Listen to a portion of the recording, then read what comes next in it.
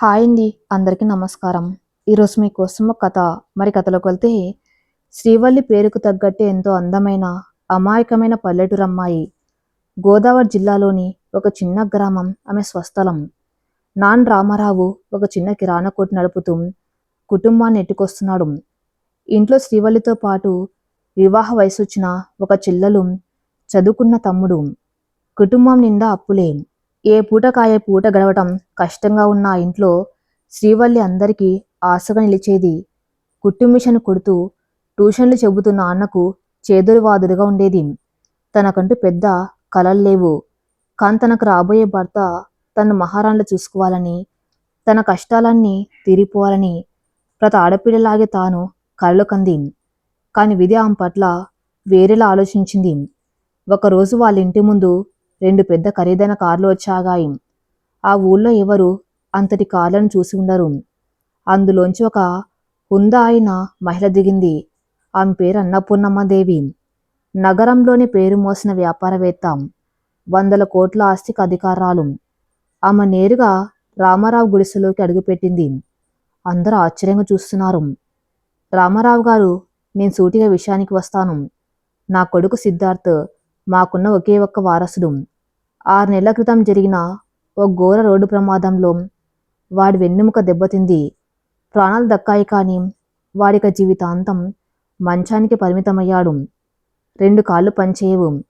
వాడికి సేవ చేయడానికి 10 మంది నర్సులు ఉన్నారు. కానీ వాడికి కావాల్సింది నర్సు కాదు, ప్రేమను పంచే భార్య.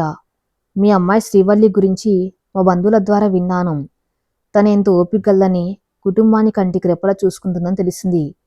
మీ అమ్మాయిని నా కోడలుగా పంపితే మీ కుటుంబ బాధ్యత నాది. మీ అప్పులను తీర్చేస్తాను.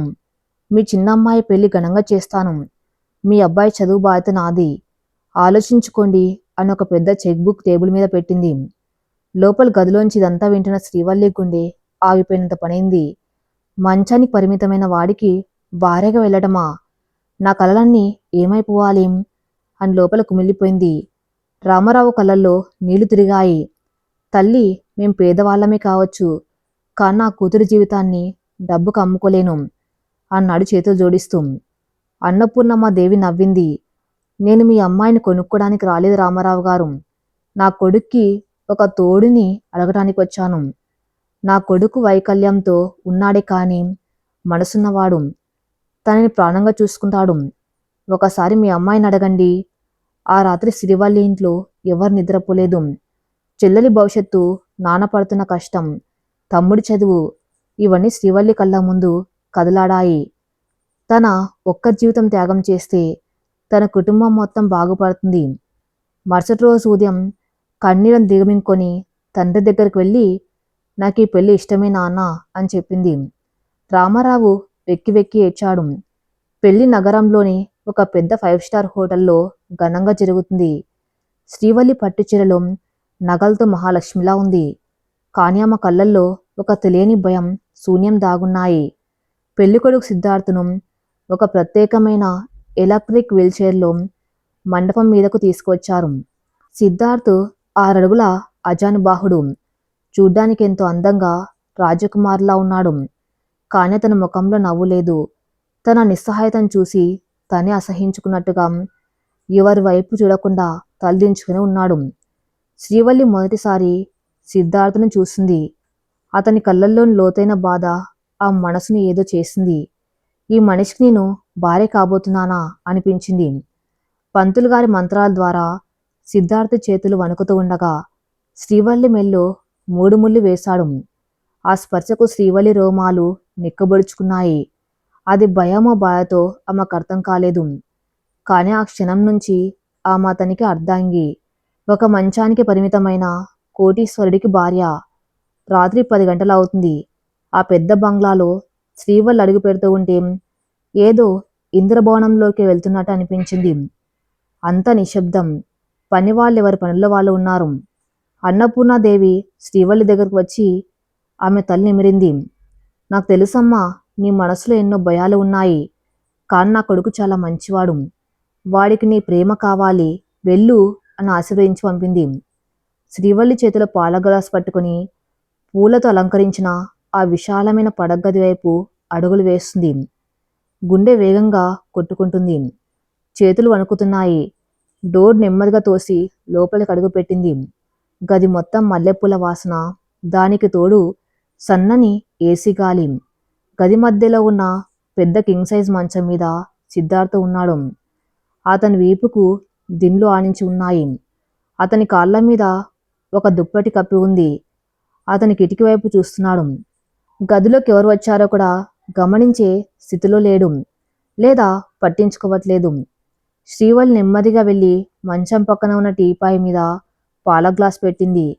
ఆ శబ్దానికి సిద్ధార్థ్ తల తిప్పి చూశాడు. ఎర్రటి పట్టుచీరలో జన్నిండ పూలతో తలదించుకొని నించున్న శ్రీవల్లిని చూసి అతని ముఖంలో ఒక రకమైన బాధకరమైన నవ్వు కనిపించింది. కూర్చో అన్నాడు గంభీరమైన గొంతుతో. శ్రీవల్లి నెమ్మదిగా మంచం మంచున కూర్చుంది. ఆమె 2 చేతులతో చీర కొంగును గట్టిగా పట్టుకుని ఉంది. ఆ భయాన్ని అతను గమనించాడు. ఎందుకు చేసుకున్నావు నన్ను పెళ్ళి? సూటిగా అడిగాడు సిద్ధార్థం. శ్రీవల్లి ఉలిక్కిపడి తలెత్తి చూసింది. డబ్బు కోసమే కదా మా అమ్మ నీ కుటుంబానికి ఎంత ఆశ చూపిస్తే నీ జీవితాన్ని ఇలా నాశనం చేసుకోవడానికి ఒప్పుకున్నావు. అతని మాటల్లో కోపం కంటే నిస్సహాయత ఎక్కువగా ఉంది.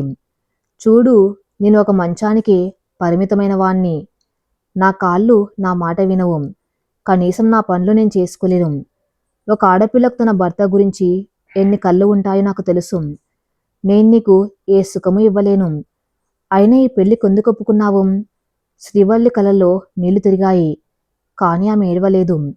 తను తాను తమ్మాయించుకుని నెమ్మదిగా మాట్లాడడం మొదలుపెట్టింది. అవునండి, మాది పేద కుటుంబం. మా నాన్నగారి కష్టాలు తీర్చడానికే మీ అమ్మగారు ఇచ్చిన ఆఫర్కి నేను ఒప్పుకున్నాను. అందులో దాచడానికి ఏమీ లేదు. కానీ అని ఆగి నేరుగా సిద్ధార్థ కళ్ళలోకి చూసింది. కానీ నేను ఈ గడప దొక్కింది మీ దగ్గర జీతం తీసుకుని నర్సులా కాదు. నా మెల్లో 3 ముళ్ళు వేయించుకున్న భార్యలా. నాకు పెళ్లి మీద పెద్ద కలలు లేవు. నా కుటుంబం సంతోషంగా ఉంటే చాలు అనుకున్నాను. నా కోసం మీరు ఎంతో చేశారు. దానికి బదులుగా నా జీవితాన్ని మీకు తోడుగా ఇవ్వటం నా బాధ్యత. ఆ మాటలకు సిద్ధార్థ ఆశ్చర్యపోయాడు. ఆమెలో కేవలం ఒక అమాయక పల్లెటూరు అమ్మాయిని మాత్రమే ఊహించుకున్నాడు. కానీ ఆ మాటల్లోని పరిపక్వత, నిజాయితీ అతని మనసును తాకాయి. బాధ్యత అన్నవాడు సిద్ధార్థం. బాధ్యతతో సేవ చేయొచ్చు శ్రీవల్లి, కానీ ప్రేమించలేరు. నాకు జాలి వద్దు, దయ వద్దు. శ్రీవల్లి కొద్దిగా ముందుకు జరిగి అతని చేతిని తన 2 చేతుల్లోకి తీసుకుంది. సిద్ధార్థ ఒకసారిగా షాక్ అయ్యాడు. ఒక ఆడపిల్ల తన్ను ఇలా సృష్టించటం ఈ 6 నెలల్లో ఇది తొలిసారి. ఆ స్పర్శలో ఒక వెచ్చదనం ఉంది, ఒక స్వాంతన ఉంది. ప్రేమ అనేది మొదటి చూపులోనే మొదటి రాత్రే పుట్టేయాలని రూల్ లేదు కదండి. నేను మీకు నా భర్త స్థానాన్ని ఇచ్చాను. ఇప్పుడు మీరు నన్ను అర్థం చేసుకోవాలి. నేను మిమ్మల్ని అర్థం చేసుకోవాలి. నేను ఇక్కడ వచ్చింది మీ మీద జాలిపడ్డానికి కాదు, మీతో కలిసి నడవటానికి. మీకు కాళ్ళు లేకపోవచ్చు, కానీ నేను మీకు అండగా ఉంటాను. మీరు నా చేయి పట్టుకుంటే ఈ జీవితాంతం మీతోనే ఉంటాను. అది శ్రీవల్లి చాలా దృఢంగా. ఆ మాటలు వింటూ ఉంటే సిద్ధార్థ గుండెల్లో పేరుకపోయిన 6 నెలల బాధ, ఒంటరితనం ఒక్కసారిగా కరిగిపోయినట్టు అనిపించింది. అతని కళ్ళల్లో నీళ్లు సుళ్ళు తిరిగాయి. ఎవరు చూడకుండా దాచుకున్న కన్నీళ్లు ఇప్పుడు శ్రీవల్లి ముందు స్వేచ్ఛగా రాలిపోయాయి. శ్రీవల్లి తన చీర కొంగుతో నెమ్మదిగా అతని కన్నీళ్లను తుడిచింది. ఇక మీరు ఒంటరి కాదు, నేనున్నాను అని నవ్వింది. ఆ నవ్వులో ఒక స్వచ్ఛత ఉంది. సిద్ధార్థ తన ఎడమ చేతిని నెమ్మదిగా పైకెత్తి ఆమె తల నిమిరాడు. ఇన్నాళ్ళుగా చీకటిగా ఉన్న అతని జీవితంలోకి తొలిసారిగా ఒక చిన్న ఆశల కిరణం ప్రసరించినట్టు అనిపించింది. శరీరాల కలయిక కంటే మించిన ఒక బలమైన బంధం, 2 మనసుల మధ్య ఒక మౌనమైన ఒప్పందం. ఆ మొదటి రాత్రి జరిగింది. బయట సన్నగా వాన మొదలైంది. ఆ చల్లటి గాలికి కిటికీ తెరలు కదులుతున్నాయి. సగం తాను తాగి మిగతా సగం సిద్ధార్థ పెదవులకు అందించింది. అతను ఏం కాదనకుండా ఆ పాలం తాగాడు. ఆ రాత్రి ఆ గదిలో ఎలాంటి కామవాంఛలు లేవు, శారీరక కోరికలు లేవు. కానీ ఒకరినొకరు అర్థం చేసుకునే 2 వ్యక్తులు తమ జీవితపు కొత్త అధ్యాయాన్ని ఎంతో స్వచ్ఛమైన ప్రేమతో, అపారమైన నమ్మకంతో మొదలుపెట్టారు. శ్రీవల్లి అతని పక్కన మంచం పడుకుని అతని భుజంపై తలవాల్చింది. సిద్ధార్థ్ తన చేత్తో ఆమెను దగ్గరకు తీసుకున్నాడు. ఉదయం లేత సూర్యకిరణాలు ఆ విశాలమైన పడగది అద్దాల గుండా లోపలికి ప్రసరిస్తున్నాయి. శ్రీవల్లి మెలకు వచ్చి కళ్ళు తెరిచింది. రాత్రి జరిగిన పరిణామాలు, సిద్ధార్థ కళ్ళల్లోని కన్నీళ్లు, తాము పంచుకున్న భావోద్వేగాలు ఆ మనసులో మెదిలాయి. పక్కకు తిరిగి చూసింది. సిద్ధార్థ ప్రశాంతంగా నిద్రపోతున్నాడు. 6 నెలల తర్వాత బహుశా అతనికి పట్టిన మొదటి ప్రశాంతమైన నిద్ర అదేనేమో. అతని ముఖంలో రాత్రి ఉన్న ఆవేదన లేదు. ఒక చిన్న ప్రశాంతత నెలకొంది. శ్రీవల్లి నెమ్మదిగా లేచి స్నానం చేసి, పసుపు రంగు పట్టుచీర కట్టుకుని, నుదుట సింధూరం పెట్టుకుని, తులసి కోటకు దండం పెట్టుకోవడానికి కిందకు వెళ్ళింది. కింద పని వాళ్ళంతా హడావిడిగా ఉన్నారు. అన్నపూర్ణాదేవి శ్రీవల్లిని చూసి మురిసిపోయింది. మహాలక్ష్మిలా ఉన్నావమ్మా, రాత్రి నిద్ర పట్టిందా అని ఆప్యాయంగా అడిగింది. శ్రీవల్లి చిరునవ్వుతో తలూపి, ఆయన ఇంకా నిద్రపోతున్నారత్తయ్య, నేను ఆయన కోసం కాఫీ తీసుకువెళ్తాను అని అంది. అన్నపూర్ణాదేవి కళ్ళల్లో ఆనంద బాష్పాలు తిరిగాయి. తన కొడుకును సొంత మనిషిలా చూసుకునే భార్య దొరికిందని ఆ మనసు శాంతించింది. శ్రీవల్లి కాఫీ కప్పుతో గదిలోకి వెళ్ళేసరికి 2 నర్సులు సిద్ధార్థకు పళ్ళు తోమించడానికి, ముఖం కడగడానికి సిద్ధం చేస్తున్నారు. సిద్ధార్థ ముఖంలో మళ్ళీ అదే చిరాకు, నిస్సహాయత.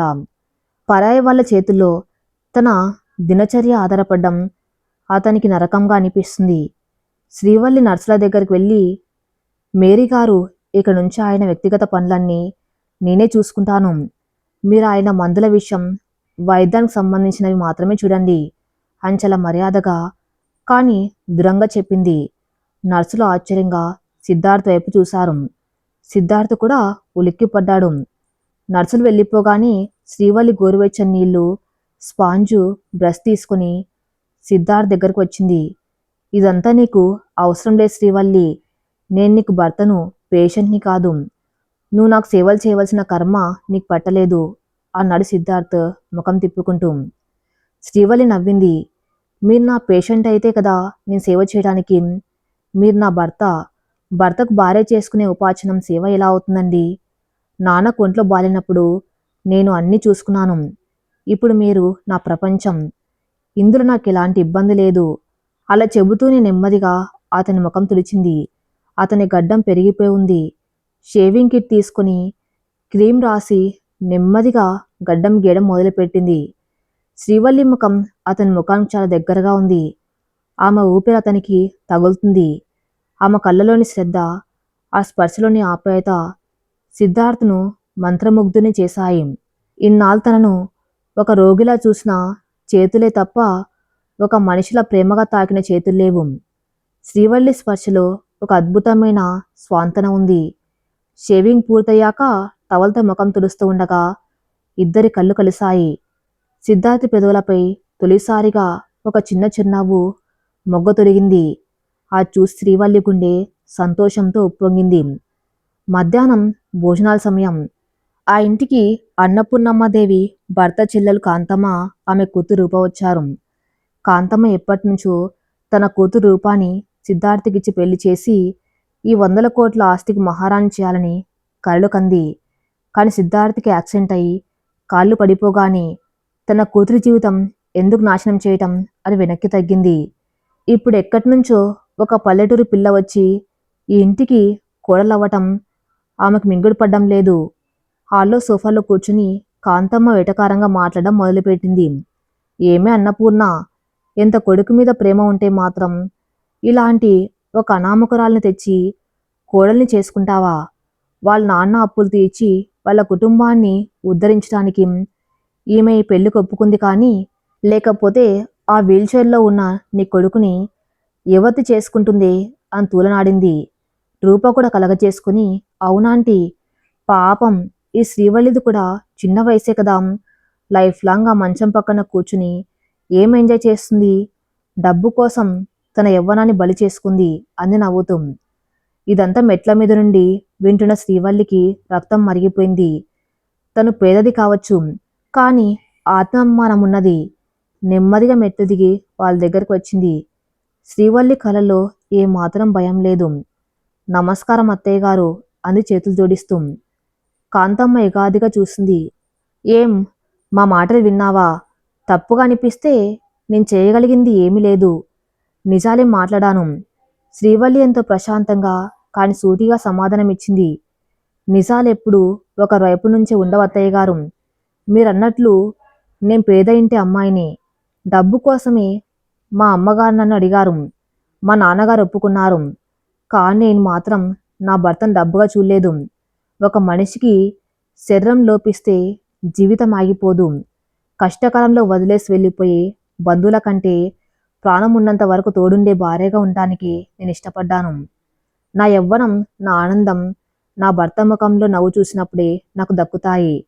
ఆయన వీల్చైర్లో ఉన్న ఆ వీల్చైర్ నడిపించే చేతులు నావైనప్పుడు ఆ ప్రయాణం ఎప్పటికీ అందంగానే ఉంటుంది. ఆ మాటలకు కాంతమ్మ రూపముఖాలు పాలిపోయాయి. అన్నపూర్ణదేవికి శ్రీవల్లి మీద ఉన్న గౌరవం 100 రెట్లు పెరిగింది. సరిగ్గా అదే సమయానికి సిద్ధార్థనం ఎలక్ట్రిక్ వీల్చైర్లో హాల్లోకి వచ్చాడు. శ్రీవల్లి చెప్పిన మాటలన్నీ అతను విన్నాడు. తన కోసం తన భార్య నిలబడిన తీరు, ఆమెకున్న వ్యక్తిత్వం అతను ఆశ్చర్యపరిచాయి.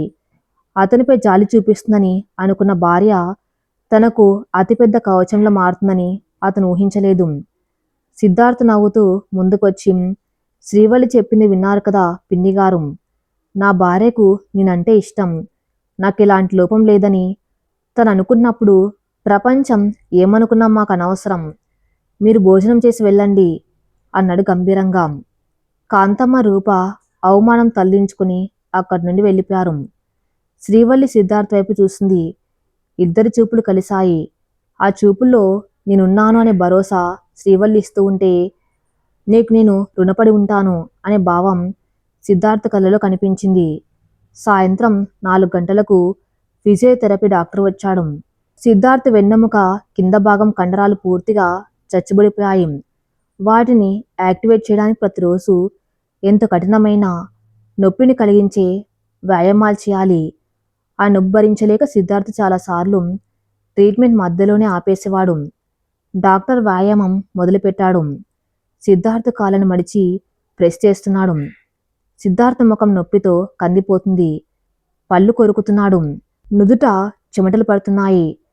దూరం నుండి ఇదంతా చూస్తున్న శ్రీవల్లికి గుండె తరుక్కపోయింది. వెంటనే పరిగెత్తుకుంటూ వచ్చి సిద్ధార్థల దగ్గరగా కూర్చుని తన చీర కొంగుతో అతని నుదుటిపై చెమటలు తుడిచింది. సిద్ధార్థ్ నొప్పి భరించలేక గట్టిగా కళ్ళు మూసుకున్నాడు. శ్రీవల్లి అతని 2 చేతులను తన చేతుల్లోకి తీసుకుని గట్టిగా పట్టుకుంది. నన్ను చూడండి, నా కళ్ళల్లోకి చూడండి అంది నెమ్మదిగా. సిద్ధార్థ కళ్ళు తెరిచాడు. ఆమె కళ్ళల్లోని ప్రేమామృతం అతని నొప్పిని సగం మాయం చేసింది. ఇంకాసేపు ప్లీజ్ నా కోసం భరించండి. మీరు లేచి నిలబడాలి, నాతో కలిసి నడవాలి. ఈ చిన్న నొప్పిని మనం జయించగలం అని ధైర్యం చెప్పింది. ఆశ్చర్యకరంగా ఆ రోజు సిద్ధార్థ్ సెషన్ మొత్తం పూర్తి చేశాడు. డాక్టర్ కూడా ఇది చాలా ఆశ్చర్యంగా అనిపించింది. మిస్టర్ సిద్ధార్థ్, మీరు ఈరోజు చూపించిన స్ట్రెంత్ అద్భుతం. ఇదే పట్టుదల కొనసాగితే రాబోయే రోజుల్లో మీలో కొంత కదలిక వస్తుందని నేను ఆశిస్తున్నానని చెప్పి వెళ్ళాడు. శ్రీవల్లి డాక్టర్ వెనక వెళ్ళి ఈ మసాజ్ టెక్నిక్స్, ఎక్సర్సైజ్ ఎలా చేయాలో అడిగి తెలుసుకుంది. తనే స్వయంగా వాటిని నేర్చుకుని తన భర్తకు చేయాలని నిర్ణయించుకుంది. రాత్రి 8 గంటలు అవుతుంది. భవనం వెనక ఉన్న విశాలమైన లాన్లో గులాబ్ మొక్కల మధ్య వెన్నెల వెలుగు పడుతుంది. శ్రీవల్లి సిద్ధార్థ్ను వీల్చైర్లో లాన్లోకి తీసుకొచ్చింది. వాతావరణం ఎంత ప్రశాంతంగా ఉంది. సన్నని చల్లగాలి వారిద్దరిని తాకుతుంది. శ్రీవల్లి ఒక కుర్చీ తీసుకుని అతని పక్కన కూర్చుంది. ఇద్దరు కాసేపు మౌనంగా ఆకాశం వైపు చూశారు. శ్రీవల్లి నెమ్మదిగా పిలిచాడు సిద్ధార్థ్. చెప్పండి, నీకు నా గతం గురించి తెలియదు కదా. నాకొక లవర్ ఉండేది. తను నా కాలేజ్ మేట్. ఇద్దరం పెళ్లి చేసుకోవాలనుకున్నాం. మా అమ్మ కూడా ఒప్పుకుంది.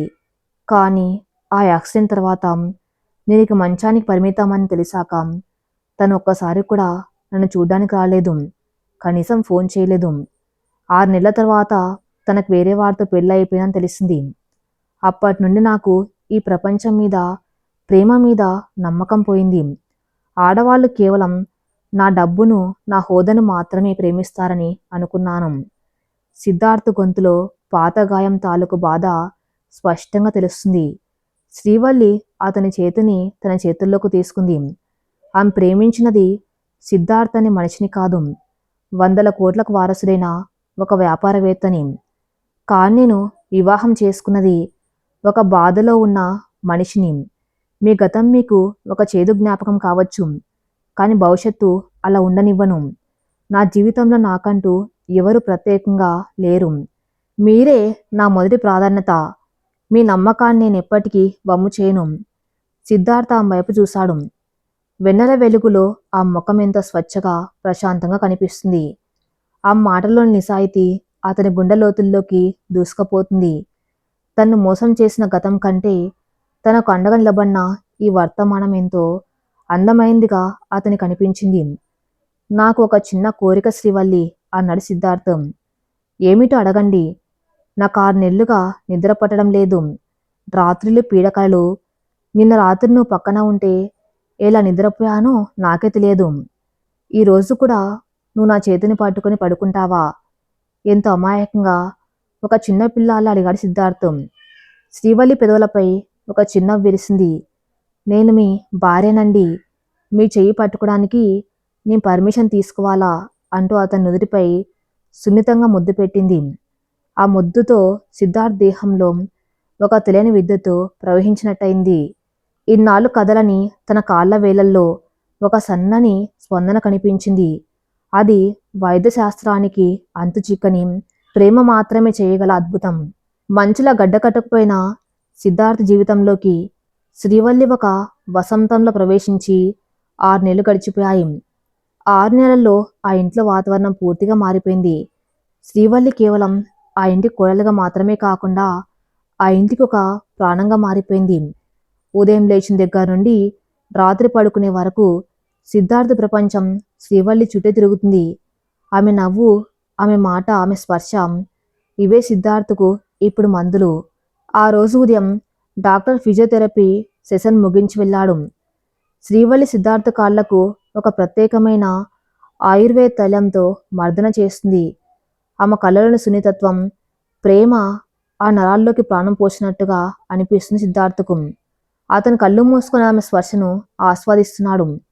సరిగ్గా అప్పుడే ఒక అద్భుతం జరిగింది. శ్రీవల్లి మర్దన చేస్తున్నప్పుడు సిద్ధార్థ్ కుడి కాలి బొట్న వేలు స్వల్పంగా కదిలింది. శ్రీవల్లి ఆశ్చర్యంతో ఆగిపోయింది. తన కళ్ళను తానే నమ్మలేకపోయింది. ఏమండి, మీ వేలు, మీ కాలువేలు కదిలింది అంది సంతోషంతో గొంతు వణుకుతూ ఉండగా. సిద్ధార్థ్ కళ్ళు తెరిచి చూశాడు. ఏంటి శ్రీవల్లి, నన్ను సంతోషపెట్టడానికి అబద్ధాలు ఆడుతున్నావా అన్నాడు నమ్మశక్యం కాక. లేదు, నిజంగానే కదిలింది. మళ్ళీ ప్రయత్నించండి. ప్లీజ్, నా కోసం ఒకసారి కదపడానికి ట్రై చేయండి అని శ్రీవల్లి అతని కాలిని పట్టుకుని బతిమాలింది. సిద్ధార్థ్ తన పూర్తి ఏకాగ్రతను కాలిపై పెట్టి మనసులో గట్టిగా అనుకుంటూ కదపడానికి ప్రయత్నించాడు. ఆశ్చర్యంగా ఈసారి బొడ్నవేలుతో పాటు పక్కనున్న 2 వేళ్లు కూడా స్పష్టంగా కదిలాయి. శ్రీవల్లి ఆనందంతో కన్నీళ్లు పెట్టుకుంటూ సిద్ధార్థ్ కాళ్ళ మీద పడి ఏడ్చేసింది. చూసావా, నేను చెప్పలేదా మీరు తప్పకుండా మామూలు మనిషి అవుతారని? దేవుడు నా ప్రార్థన విన్నాడు అంటూ పరిగెత్తుకుంటూ వెళ్ళి అన్నపూర్ణదేవికి ఈ విషయం చెప్పింది. ఆ తల్లి ఆనందానికి అవధులు లేవు. కొడుకు దగ్గరకు వచ్చి ఆనంద బాష్పాలతో ముద్దాడింది. ఆ ఇల్లంతా పండగ వాతావరణం నెలకొంది. శ్రీవల్లి ప్రేమ, అంకిత భావం వైద్యశాస్త్రం చేయలేని అద్భుతాన్ని చేసి చూపించాయి. ఇంట్లో సంతోషం ఇలా ఉంటే బయట వ్యాపార సామ్రాజ్యంలో మాత్రం కారుమేఘాలు కమ్ముకున్నాయి. సిద్ధార్థ్ 6 నెలలుగా సిద్ధార్థ్ గ్రూప్ ఆఫ్ కంపెనీస్ బాధలకు దూరంగా ఉన్నాడు. అన్నపూర్ణదేవి ఒక్కతే అన్నిటి నెట్టుకొస్తున్నా వృద్ధాప్యం వల్ల పూర్తిగా దృష్టి పెట్టలేకపోతుంది. ఇదే అదనుగా భావించిన సిద్ధార్థ్ వ్యాపార శత్రువు రుద్రప్రతాప్ తన కుట్రకు పదును పెట్టాడు. రుద్రప్రతాప్ ఎప్పటినుంచో సిద్ధార్థ్ కంపెనీని తన వశం చేసుకోవాలని చూస్తున్నాడు. సిద్ధార్థ్ మంచానికి పరిమితమయ్యాడన్న వార్త అతనికి ఒక ఆయుధంలో దొరికింది. బోర్డ్ ఆఫ్ డైరెక్టర్స్లోని కొందరి డబ్బుతో పదవులతో కొనేశాడు. త్వరలో జరగబోయే వార్షిక బోర్డు మీటింగ్లో సిద్ధార్థపై అవిశ్వాస తీర్మానం ప్రవేశపెట్టి అతని మేనేజింగ్ డైరెక్టర్ పదవి నుండి తప్పించి కంపెనీని టేక్ ఓవర్ చేయాలని ప్లాన్ వేశాడు. ఈ విషయం తెలిసిన అన్నపూర్ణాదేవి ఆందోళనతో రాత్రింబవళ్ళు నిద్రపోవడం మానేసింది.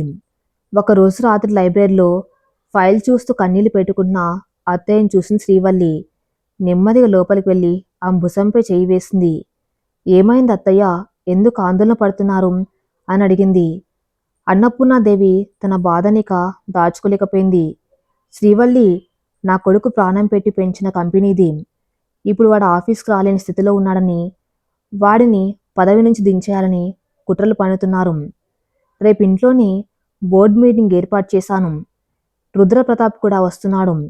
నా కొడుకు సామ్రాజ్యం నా కళ్ళ ముందే ముక్కలైపోతూ ఉంటే నేనేమి చేయలేకపోతున్నాను అని కుమిలిపోయింది. ఈ మాటలన్నీ వీల్చైర్లో అక్కడికి వచ్చిన సిద్ధార్థ్ విన్నాడు. అతని ముఖం పాలిపోయింది. తన చేతగానితనం వల్లే కదా తన తల్లి ఈరోజు ఇంతలా ఏడుస్తుంది అనిపించింది. వీల్చైర్ వెనక్కి తిప్పుకొని తన గదిలోకి వెళ్ళిపోయాడు. గదిలోకి వెళ్ళిన శ్రీవల్లికి సిద్ధార్థ్ చీకట్లో కూర్చుని ఉండటం కనిపించింది. ఆమె వెళ్ళి లైట్ వేసింది. అతని కళ్ళల్లో నీళ్లు ఉన్నాయి. ఏమైందండి అని దగ్గరికి వెళ్ళి అడిగింది. నేనొక అసమర్థుని శ్రీవల్లి. నా కాళ్లతో పాటు నా జీవితం కూడా ఆగిపోయింది. నా కళ్ళ ముందు నా కంపెనీ నాశనం అయిపోతున్నా ఏమీ చేయలేకపోతున్నాను. రేపటి మీటింగ్లో నేను ఎండి పదవికి రాజీనామా చేస్తాను. నా వల్ల నా అమ్మ ఇంకా కష్టపడడం నాకు ఇష్టం లేదు అన్నాడు నిర్వేదంగా. శ్రీవల్లికి అతని మాటలు కోపం తెప్పించాయి. ఎంతో ధైర్యంగా ఉండే తన భర్త ఇలా మాట్లాడడం ఆమెకు నచ్చలేదు. అతని ముందు మోకాళ్ళ మీద కూర్చొని అతని 2 చేతులను గట్టిగా పట్టుకుంది. ఏంటి మీరు మాట్లాడుతున్నది? రాజీనామా చేస్తారా? ఎందుకు? మీ కాళ్ళు పనిచేయకపోతే మీ మెదడు కూడా పనిచేయడం మానేసిందా? ఒక రాజు యుద్ధం చేసేది కత్తితో కాదు, తన వ్యూహంతో, బుద్ధితో. ఒక వ్యాపారవేత్త కావాల్సింది నడిచే కాళ్ళు కాదు, ముందు చూపు. ఆ ముందు చూపు మీలో పుష్కలంగా ఉంది. రుద్రప్రతాప్కి భయపడి మీరు పారిపోతే ఈ శ్రీవల్లికి భర్తగా ఉండే అర్హత మీకు లేదు. చాలా కఠినంగా కానీ లోతైన ప్రేమతో అంది శ్రీవల్లి. సిద్ధార్థ ఆమె వైపు ఆశ్చర్యంగా చూశాడు. ఒక పల్లెటూరు అమ్మాయిలో ఇంతటి ధైర్యం, ఆత్మవిశ్వాసం ఎలా వచ్చాయా అని అబ్బురపడ్డాడు. కానీ శ్రీవల్లి, రేపు బోర్డ్ ఆఫ్ డైరెక్టర్స్ నన్ను ప్రశ్నలు అడుగుతారు. నా ఫిజికల్ కండిషన్ని పాయింట్అవుట్ చేస్తారు. వాళ్ళకు నేను ఏమని సమాధానం చెప్పగలను? శ్రీవల్లి చిరునవ్వు నవ్వింది. వాళ్ళ ప్రశ్నలకు సమాధానం మీ తరపున నేను చెబుతాను. రాత్రికి రాత్రే మీ మెదడులో ఉన్న బిజినెస్ ప్లాన్స్ అన్నీ నాకు వివరించండి. వాటిని మనం పేపర్ మీద పెడదాం. రేపు మీటింగ్లో ఏం జరగబోతుందో రేపు చూద్దురు గాని అంది కాన్ఫిడెంట్గా. ఆ రాత్రి భార్యాభర్తలిద్దరూ నిద్రపోలేదు. సిద్ధార్థన రాబోయే కొత్త ప్రాజెక్ట్ గురించి, జపాన్ కంపెనీతో చేసుకోబోయే టైఅప్ గురించి శ్రీవల్లికి వివరించాడు.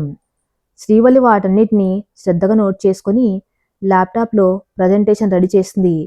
అప్పటిదాకా కిరాణా కొట్టు లెక్కలు మాత్రమే తెలిసిన శ్రీవల్లి తన భర్త కోసం కోట్లాది రూపాయల వ్యాపార లెక్కలను ఒక్క రాత్రిలో ఆకలింపు చేసుకుంది. మరుసటి రోజు ఉదయం బంగ్లాలోని విశాలమైన కాన్ఫరెన్స్ హాల్లో బోర్డు మీటింగ్ మొదలైంది. 10 మంది డైరెక్టర్లతో పాటు ముఖ్య అతిథిగా రుద్రప్రతాప్ కూడా వచ్చాడు. అందరి ముఖంలో ఒక వెటకారం. కాన్ఫిడెన్స్ ఉన్నాయి. ఈ రోజుతో సిద్ధార్థ్ పని అయిపోతుందని వాళ్ళ ధీమా. అన్నపూర్ణాదేవి ఆందోళనగా కూర్చుని ఉంది. అప్పుడే కాన్ఫరెన్స్ హాల్ తలుపులు తెరుచుకున్నాయి. సిద్ధార్థ్ను వీల్చైర్లో కూర్చోబెట్టి వెనక నుండి నెట్టుకుంటూ టీవీగా లోపలికి అడుగుపెట్టింది శ్రీవల్లి. ఈరోజు ఆమె సాధారణ పల్లెటూరు పిల్లలా కాదు. లేత రంగు పట్టిచీరలో, మెల్లొక చిన్న నక్లెస్, కళ్ళల్లో అంతులేని ఆత్మవిశ్వాసం కలగలిపి ఒక మల్టీనేషనల్ కంపెనీ బాస్లా కనిపిస్తుంది. రుద్రప్రతాప్ చిన్నగా నవ్వుతూ లేచి నిలబడ్డాడు. Hello Siddharth, how are you? I mean, ఇలా వీల్చైర్లో నిన్ను చూడడం చాలా బాధగా ఉంది. హెల్త్ బాగాలేనప్పుడు నీకు ఈ బిజినెస్ టెన్షన్స్ ఎందుకు చెప్పు? ప్రశాంతంగా రెస్ట్ తీసుకోవచ్చు కదా అని దెప్పుడిచాడు. సిద్ధార్థ్ మాట్లాడబోయేంతలో శ్రీవల్లి కలగజేసుకుంది. నా భర్త ఆరోగ్యం గురించి మీకు ఇలాంటి ఆందోళన అవసరం లేదు మిస్టర్ రుద్రప్రతాప్. ఆయన కాళ్ళకు మాత్రమే విశ్రాంతి అవసరం, బుద్ధికి కాదు అంటూ సూటిగా సమాధానం ఇచ్చింది. రుద్రప్రతాప్కు కోపం వచ్చిన పైకి నవ్వుతూ, అవునమ్మా, కానీ కంపెనీ నడవాలంటే ఆఫీస్కి వెళ్ళాలి, క్లయింట్స్ని కలవాలి. ఇవన్నీ జరగకపోతే ఇన్వెస్టర్స్ నమ్మకం కోల్పోతారు. అందుకే డైరెక్టర్స్ అందరూ ఒక నిర్ణయానికి వచ్చారు. సిద్ధార్థ్ గారిని ఎండి పదవి నుండి తప్పించి సమర్థులైన వేరొకరికి ఆ బాధ్యత అప్పగించాలని అన్నాడు. మిగతా డైరెక్టర్లు కూడా అవును అంటూ తలూపారు. శ్రీవల్లి ల్యాప్టాప్ ఆన్ చేసి ప్రొజెక్టర్కు కనెక్ట్ చేసింది. సమర్థత అంటే ఏమి డైరెక్టర్స్? ఆఫీస్లో రోజు 10 గంటలు కూర్చోడమా, లేక కంపెనీకి లాభాలు తీసుకురావడమా? గత 6 నెలలుగా నా భర్త ఆఫీస్కు రాలేదని మీరంటున్నారు. కానీ ఈ 6 నెలల్లో ఆయన్ని మంచం మీద కూర్చుని జపాన్కి చెందిన సుజుకి ఎలక్ట్రానిక్స్తో 500 కోట్ల రూపాయల ప్రాజెక్టుకి డీల్ ఫైనలైజ్ చేశారని మీకు తెలుసా అని స్క్రీన్ మీద ఆ అగ్రిమెంట్ పేపర్లు ప్లే చేసింది. హాల్లో ఒకసారిగా నిశ్శబ్దం. అందరూ ఆశ్చర్యంగా ఆ రిపోర్ట్స్ వైపు చూస్తున్నారు. శ్రీవల్లి ఆపలేదు. అంతేకాదు, కంపెనీలోని కొన్ని వృధా ఖర్చులను తగ్గించి లాభాలను 15% పెంచే కొత్త స్ట్రాటజీని డిజైన్ చేశారు. ఇవిగో దాని తాలూకు బ్లూ ప్రింట్స్. నా భర్త శరీరం మాత్రమే ఈ ఇంట్లో ఉంది, కానీ ఆయన ఆలోచనలు ఎప్పుడూ తన కంపెనీ చుట్టే ఉంటాయి. శారీరక లోపం ఉందని ఒకే ఒక సాకుతో కంపెనీకి ప్రాణం పోసిన వ్యక్తిని తీసేయాలని చూస్తే మీరు చట్టపరంగా మరి నైతికంగా కూడా ఓడిపోతారు. ఎందుకంటే 50% షేర్లు ఈ దంపతుల పేరు మీదనే ఉన్నాయి. నా భర్తకు చేత కాదనుకున్న వాళ్ళు మీ షేర్లు అమ్మేసి ఇప్పుడే బయటకు వెళ్ళిపోవచ్చు. ఆయన కండగా ఈ కంపెనీలో ఒక ఉద్యోగిగా నేను రేపటి నుండి జాయిన్ అవుతున్నాను అని గంభీరంగా ముగించింది శ్రీవల్లి.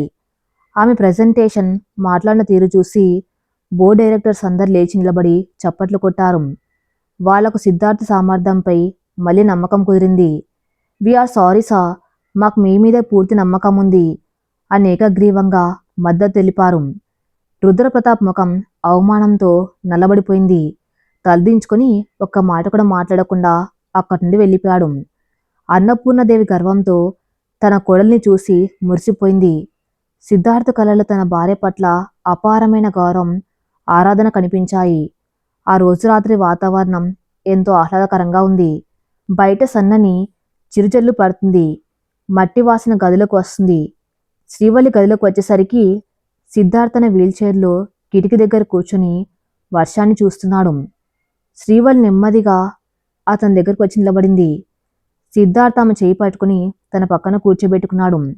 శ్రీవల్లి, ఈరోజు నువ్వు నాకు భార్యవి మాత్రమే కాదు, నా ప్రాణానివి అని నిరూపించుకున్నావు. నన్ను నేనే అసహించుకున్న సమయంలో నాలో ఆత్మవిశ్వాసాన్ని నింపావు. నా కోసం ఒక రాక్షసులాంటి వాడిని ఎదిరించావు. నీ రుణం నేను ఎలా తీర్చుకోగలను అన్నాడు భావోద్వేగంతో. శ్రీవల్లి నవ్వి అతని భుజంపై తలవాల్చింది. మళ్ళీ అదే మాట. భార్యాభర్తల మధ్య రుణాలు లెక్కలు ఉండవండి. కేవలం ప్రేమ, నమ్మకం మాత్రమే ఉంటాయి. మీరు ఓడిపోతే నేను ఓడిపోయినట్టే కదా. సిద్ధార్థ్ ఆమె తలను నెమ్మదిగా పైకెత్తి ఆమె కళ్ళలోకి చూశాడు. ఆ కళ్ళల్లో ఒక అనంతమైన ప్రేమ సముద్రం కనిపిస్తుంది. ఇన్నాళ్ళు కేవలం ఒక బాధ్యతగా, తోడుగా మాత్రమే ఉన్న వారి బంధం ఈరోజు ఒక సంపూర్ణమైన ప్రేమగా మారింది. నీకు ఒక మాట ఇస్తున్నాను శ్రీవల్లి. ఈరోజు నా కోసం నువ్వు అందరి ముందు నిలబడ్డావు. త్వరలో నీ కోసం నేను నా 2 కాళ్ళ మీద నిలబడతాను. నన్ను నమ్ము అన్న నుదుటిపై ప్రేమగా ముద్దు పెట్టాడు. ఆ రాత్రి వారిద్దరి మధ్య ఉన్న మౌనం ఒక మధురమైన రాగంగా మారింది. ఇలాంటి శారీరక కలయిక లేకపోయినా వారి ఆత్మలు ఎప్పుడూ ఒకటయ్యాయి. సిద్ధార్థ్ గుండె చప్పుడు శ్రీవల్లికి ఒక జూలపాట్లా అనిపించింది. అతని ఒళ్ళు తలపెట్టుకుని ప్రశాంతంగా నిద్రలోకి జారుకుంది. శ్రీవల్లి, సిద్ధార్థ్ జీవితాల్లో సరిగ్గా అదే జరిగింది. శ్రీవల్లి ఆ ఇంటికి కోడలుగా వచ్చి అప్పుడే సంవత్సరం గడిచిపోయింది. ఆ ఏడాది కాలంలో ఆ ఇంటి రూపురేఖలు కాదు, సిద్ధార్థ్ జీవితం కూడా పూర్తిగా మారిపోయింది. 6 నెలల క్రితం బోర్డు మీటింగ్లో తన భర్త పక్షాన నిలబడి అందరి నోళ్లు మూయించిన శ్రీవల్లి అప్పటి నుండి కంపెనీ వ్యవహారాల్లోనూ చురుగ్గా పాల్గొనడం మొదలుపెట్టింది. ఉదయం సిద్ధార్థ్ ఫిజియోథెరపీ, మందులు చూసుకోవటం, మధ్యాహ్నం ల్యాప్టాప్ ముందు కూర్చుని ఆఫీస్ పనులు చక్కబెట్టడం, సాయంత్రం మళ్ళీ తన భర్తతో గడపటం, ఇదే ఆమె దినచర్య. శ్రీవల్లి అలుపెరగని సేవ, అంకితభావం సిద్ధార్థలో కొండంత ఆత్మవిశ్వాసాన్ని నింపాయి. సిద్ధార్థ్ కాలి వేళలో కదిలికి వచ్చిన నాటి నుండి డాక్టర్లు ఫిజియోథెరపీని మరింత వేగవంతం చేశారు. ప్రతిరోజు ఉదయం 2 గంటలు, సాయంత్రం 2 గంటలు ఎంత కఠినమైన వ్యాయామాలు చేయాలి. ఆ నొప్పి భరించలేక సిద్ధార్థ్ పళ్ళు కొరుకుతూ నరకం అనుభవించేవాడు.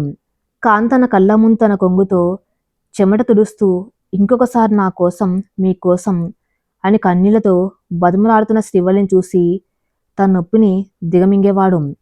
కొన్నిసార్లు కాళ్ళ మీద నిలబడ్డానికి ప్రయత్నించి బ్యాలెన్స్ తప్పి కింద పడిపోయేవాడు. మోకాళ్ళ గాయాలై రక్తం వచ్చేది. అప్పుడు శ్రీవల్లి తల్లడిల్లిపోతూ మందు రాస్తూ ఉంటే, నాకు దెబ్బ తగిలితే నువ్వెందుకు ఏడుస్తున్నావు పిచ్చి, ఈ దెబ్బలు రేపటి నా విజయానికి పునాదులు అని ఓదార్చేవాడు సిద్ధార్థం. వారిద్దరి మధ్య అనుబంధం భార్యాభర్తల బంధాన్ని దాటి ఒకరికొకరు ప్రాణంగా మారే స్థాయికి చేరుకుంది. రాత్రిపూట శ్రీవల్లి అలసిపోయి పడుకున్నప్పుడు సిద్ధార్థ్ నెమ్మదిగా లేచి ఆమెకు తెలియకుండా వాల్ సపోర్ట్తో నిలబడ్డానికి ప్రయత్నించేవాడు.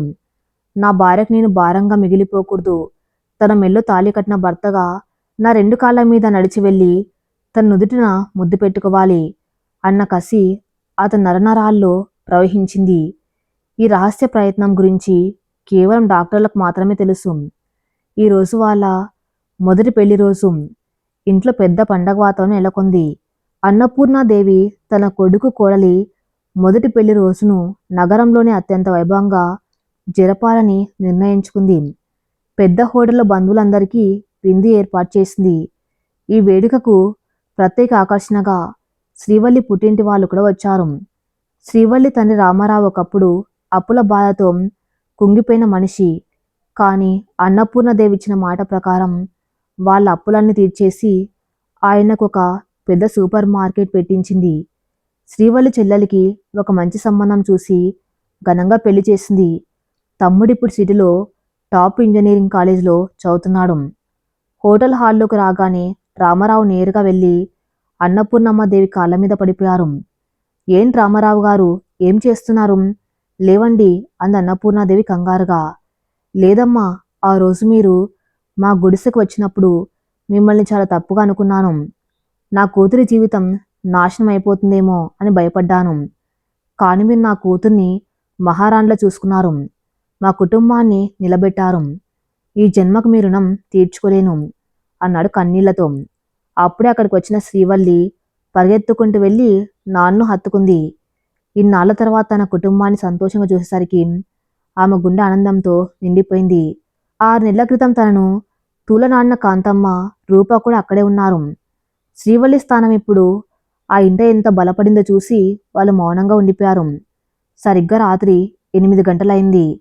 హాల్ అంతా అతిథులతో నిండిపోయింది. వ్యాపార ప్రముఖులు, బంధువులు అందరూ వచ్చారు. రుద్రప్రతాప్ కూడా తన ఓటమిని అంగీకరించి మొక్కుబడిగా శుభాకాంక్షలు చెప్పడానికి వచ్చాడు. స్టేజ్ మీద అందమైన పూలాలంకరణ మధ్యలో సిద్ధార్థ్ని వీల్చైర్లో తీసుకొచ్చారు. అతని పక్కనే పట్టుచీరలో మెల్లో నిండుగా నగలతో శ్రీవల్లి దేవతలా నిలబడి ఉంది. ఇద్దరు కేక్ కట్ చేశారు. అందరూ చప్పట్లు కొట్టారు. సిద్ధార్థ్ మైక్ తీసుకున్నాడు. హాల్ అంతా నిశ్శబ్దం. ఇక్కడికి వచ్చిన అందరికీ నమస్కారం. 1 సంవత్సరం క్రితం నా జీవితం ముగిసిపోయిందనుకున్నాను. ఒక చీకటి గదిలో నా నిస్సహాయతను చూసి నేనే ఏడ్చుకునేవాణ్ణి. నా డబ్బు, నా హోదా నన్ను ఆ మంచం మీద నుంచి కిందకు దించలేకపోయాయి. ఇప్పుడు నా జీవితంలోకి వచ్చింది శ్రీవల్లి. కేవలం ఒక ఒప్పందం కోసం వచ్చిన నా భార్య తన ప్రాణాన్ని నాలో నింపుకుందని నేను ఊహించలేదు. నా ప్రతి నొప్పిని తను పంచుకుంది. నా ప్రతి అవమానాన్ని తను ఎదుర్కొంది. ఈరోజు సిద్ధార్థ్ అనేవాడు మీ ముందు ఇలా నవ్వుతూ ఉన్నాడంటే దానికి కారణం నా భార్య శ్రీవల్లి మాత్రమే. శ్రీవల్లి కళ్ళు చెమ్మగిల్లాయి. ఆ మాటలు ఆ మనసును హత్తుకున్నాయి. సిద్ధార్థ్ మైక్ పక్కన పెట్టి వీల్చైర్ లాక్ వేశాడు. అందరూ ఆశ్చర్యంగా చూస్తున్నారు.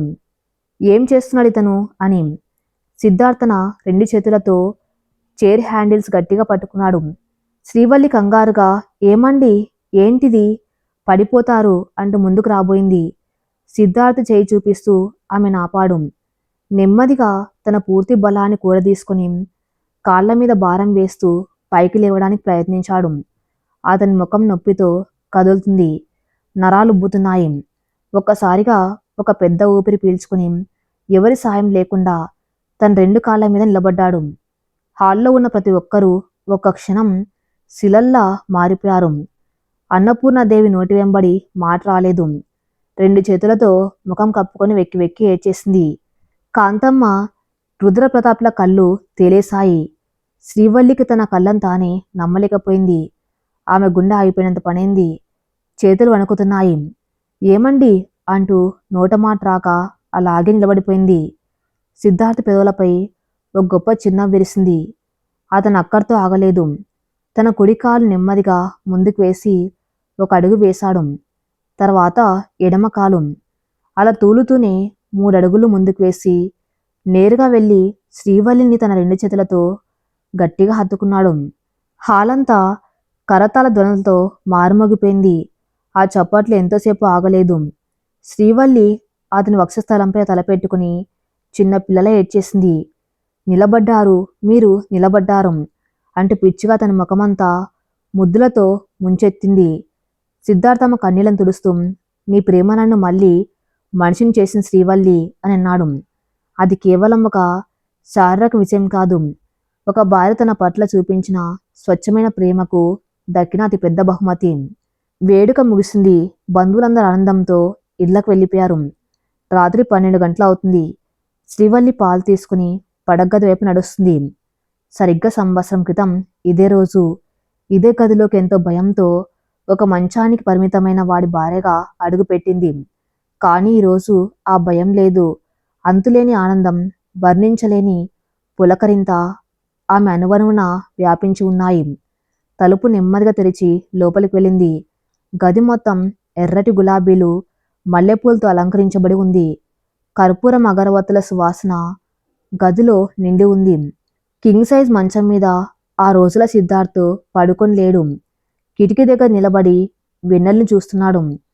శ్రీవల్లి అడుగుల చప్పుడు విని వెనక్కి తిరిగాడు. అతని కళ్ళల్లో ఇప్పుడు నిరాశ లేదు. ఒక భర్తకు ఉండవలసిన గాఢమైన ఆరాధన, ప్రేమ ఉన్నాయి. అతను నెమ్మదిగా నడుచుకుంటూ శ్రీవల్లి దగ్గరకు వచ్చాడు. ఆమె చేతిలోని పాల గ్లాసును తీసుకుని టీపాయ్ మీద పెట్టాడు. శ్రీవల్లి సిగ్గుతో తలదించుకుంది. ఆ ముఖం ఎర్రబడింది. సిద్ధార్థ్ తన 2 చేతులతో ఆ ముఖాన్ని పైకెత్తి కళ్ళల్లోకి చూశాడు. ఆ రోజు సరిగ్గా ఇదే రాత్రి నా కన్నీళ్లను నీ కొంగుతో తుడిచావు. నాలో ఆశను రేపావు. 6 నెలల నా చీకటి జీవితంలోకి ఒక వెలుగు కిరణంలా వచ్చావు.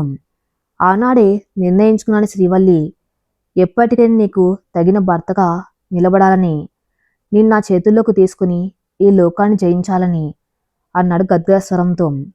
శ్రీవల్లి అతని చేతులను పట్టుకుని తన బుగ్గలకు ఆనించుకుంది. మీరప్పుడు నా భర్తే, ఇప్పుడు నా భర్తే. నా దృష్టిలో మీకు ఎప్పుడు ఎలాంటి లోపం లేదు. మీరు నా ప్రాణం అంది కళ్ళు మూసుకొని ఆ స్పర్శను ఆస్వాదిస్తూ. సిద్ధార్థ్ ఆమెను నెమ్మదిగా తన 2 చేతులతో ఎత్తుకున్నాడు. శ్రీవల్లి ఉలిక్కిపడి అతని మెడ చుట్టూ చేతులు వేసింది. తన భర్త బాహువుల్లో ఉండటం ఎంత అద్భుతంగా ఉందో ఆమె అప్పుడే అనుభవిస్తుంది.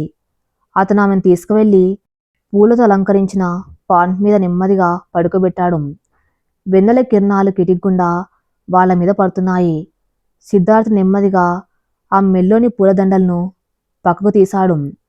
అతని వేడి శ్వాస ముఖాన్ని తాకుతుంది. శ్రీవల్లిలో ఎప్పుడు లేని ఒక సరికొత్త వణుకు, ఒక తెలియని తీయని భావన.